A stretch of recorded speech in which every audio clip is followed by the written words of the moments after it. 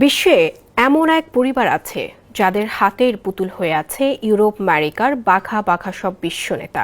বলা হয় গত শতাব্দীর যুদ্ধ সংঘাত কিংবা শান্তির পেছনে অদৃশ্য ছায়ার মতো কলকাঠি নেড়েছে পরিবারটি। আর এই সবকিছুই তারা ঘটিয়েছেন নিজেদের স্বার্থ সিদ্ধির জন্য।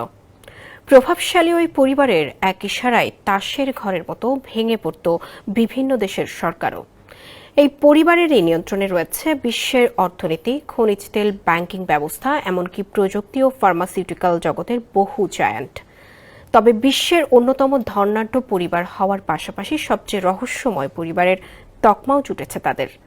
এই পরিবারের সদস্যদের খুব কমই দেখা যায় জনসম্মুখে।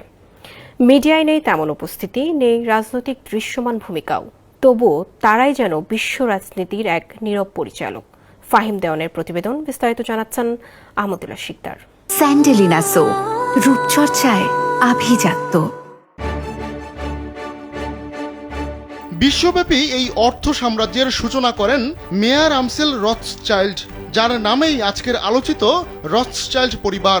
1744 সালে জার্মানির এক ইহুদি পরিবারে জন্ম মায়ারের। বাবা ছিলেন পেশায় একজন মহাজন ও সিল্কের ব্যবসায়ী। মাত্র 12 বছর বয়সেই বাবা মাকে হারিয়ে ছোট্ট মায়ার জীবনের কঠিন বাস্তবতার মুখোমুখি হন। নিঃস্ব বালক বাধ্য হয়ে পাড়ি জমান হ্যানোভার শহরে, যেখানে এক খ্যাতনামা ব্যাংকে শিক্ষানবিশ হিসেবে কাজ শুরু করেন তিনি।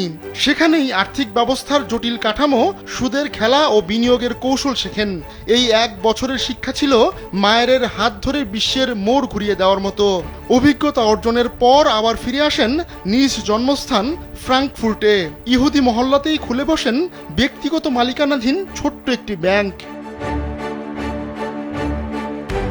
যুবক মেয়ার একদিকে যেমন ছিলেন সুদর্শন, তেমনি ছিলেন তীক্ষ্ণ বুদ্ধি, সপ্রতিভ আচরণ ও অপূর্ব ব্যক্তিত্বের অধিকারী।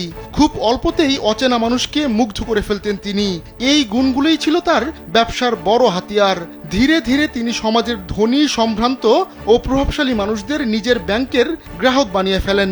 সেই সূত্র ধরেই রাজা উইলিয়াম হয়ে উঠেছিলেন মেয়ারের বন্ধু। রাজ পরিবারের অগোচরে পড়ে থাকা প্রাচীন শিল্পকর্ম ও মূল্যবান সামগ্রী তিনি সংগ্রহ করতেন সস্তা দামে, যা তিনি ইউরোপ জুড়ে বিক্রি করতেন অতি উচ্চ মূল্যে। এতে করে কেবল তার পুঁজিই বাড়েনি, তৈরি হয় সাংস্কৃতিক আর্থিক প্রভাবের এক নতুন বলয়। ফলে ক্রমশ ফুলে ফেপে উঠতে শুরু করে ধুরন্ধর এই ইহুদির ব্যবসা। যখন ইউরোপ জুড়ে বেজে ওঠে যুদ্ধের দামামা, ঠিক তখনই ভাগ্য খুলে যায় মেয়ারের। নেপোলিয়নের ফ্রান্স একের পর এক আক্রমণ চালায় ব্রিটেন ও তার মিত্র দেশগুলোর ওপর। নেপোলিয়নের আগ্রাসন থেকে বাঁচতে রাজা উইলিয়াম পালিয়ে যাওয়ার আগে তার বিশাল পরিমাণ অর্থ সম্পদ পাঠিয়ে দিয়েছিলেন বন্ধু মেয়ারের কাছে। তিনি এই সুযোগ কাজে লাগাতে ভুল করেননি। চতুর মেয়ার কৌশলে সেই অর্থকে পুঁজি করে নিজের 4 ছেলেকে পাঠিয়ে দেন ইউরোপের গুরুত্বপূর্ণ 4 শহর লন্ডন, প্যারিস, নাপলস ও ভিয়েনায়। তাদের দায়িত্ব দেন সেখানে মার্চেন্ট ব্যাংক খুলতে, আর আরেক ছেলেকে নিজের কাছেই রেখে দেন ফ্রাঙ্কফুর্টের ব্যবসা সামলাতে। রথসচাইল্ড পরিবারের সবচেয়ে চতুর ছিলেন নাথান। লন্ডনে বেশ ফুলে ফেপে উঠেছিল তার ব্যবসা। এন.এম. রথসচাইল্ড অ্যান্ড সন্স লিমিটেড নামে একটি ব্যাংক প্রতিষ্ঠা করেন তিনি। 1811 সালে ইংল্যান্ড ফ্রান্সের যুদ্ধের সময় নাথান দক্ষতার পরিচয় দেন। তিনি প্রকাশ্যে ইংরেজ সরকারকে অর্থায়ন করতেন, আবার গোপনে নেপোলিয়নের কাছেও টাকা পাঠাতেন। দুই পক্ষকেই আর্থিকভাবে বশে রেখেছিলেন তিনি, যেখানে যুদ্ধ করত রাজারা আর মুনাফা কামাতো রথসচাইল্ডরা। এরপর ইউরোপের বিভিন্ন দেশের সরকারকে চড়া সুদে টাকা ধার দেওয়া শুরু করেছিলেন নাথান ও তার 4 ভাই। রাজপ্রাসাদে প্রজা বিদ্রোহের আতঙ্কে শাসকেরা নিজেদের সম্পদ নিরাপদে রাখতে রথসচাইল্ডদের ব্যাংকে অর্থ জমা রাখতেন। ধীরে ধীরে ইউরোপের খ্রিস্টান রাষ্ট্রগুলোর অর্থনীতি সম্পূর্ণ নিজের মুঠোয় নিয়ে নেয় রথসচাইল্ড পরিবার।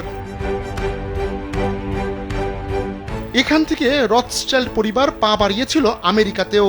তবে মার্কিন মুলুকে সুবিধা করতে না পেরে অন্তরে জ্বালা ধরে নাথানের। তাই শাস্তি হিসেবে 1812 সালে ব্রিটেন আমেরিকার যুদ্ধ বাঁধিয়ে দিয়েছিলেন অত্যন্ত সুপরিকল্পিতভাবে। যুদ্ধ শেষে বিধ্বস্ত আমেরিকার অর্থনীতি চাঙ্গা করতে 1816 সালে গঠিত হয় আমেরিকার সেন্ট্রাল ব্যাংক, যার প্রধান বিনিয়োগকারী ছিলেন নাথান। এখানেই শেষ নয়, 1904 থেকে 5 সালের রাশিয়া জাপান যুদ্ধেও রথসচাইল্ড পরিবার বিপুল অঙ্কের ঋণ দেয় জাপানকে। যুদ্ধ বন্ড বিক্রি করে রাতারাতি কামিয়ে নেয় কোটি কোটি ডলার। এ যেন যুদ্ধ থেকে সম্পদ বানানোর নিখুঁত ব্যবসা। রথসচাইল্ড পরিবারের জন্য যুদ্ধ ছিল শুধুই লাভজনক ব্যবসা।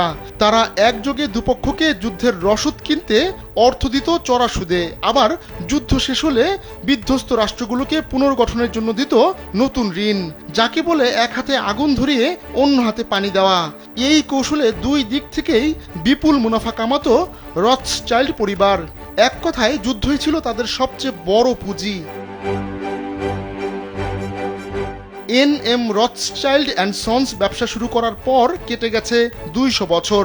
ব্যাংকিং ব্যবসা ছাড়াও রিয়েল এস্টেট, সোনা, হীরা, জাহাজ, খনি, হোটেল সহ কয়েকশো ধরনের ব্যবসা আজও রথসচাইল্ড পরিবারের নিয়ন্ত্রণে। তবুও রহস্যময় কারণে সমাজ থেকে স্বেচ্ছায় নিজেকে বিচ্ছিন্ন করে রেখেছে পরিবারটি। সমাজ সেবামূলক অনুষ্ঠান ছাড়া ক্যামেরার সামনে খুব কমই দেখা যায় এই পরিবারের সদস্যদের। আহমদুল্লাহ শিকদার, কালবেলা।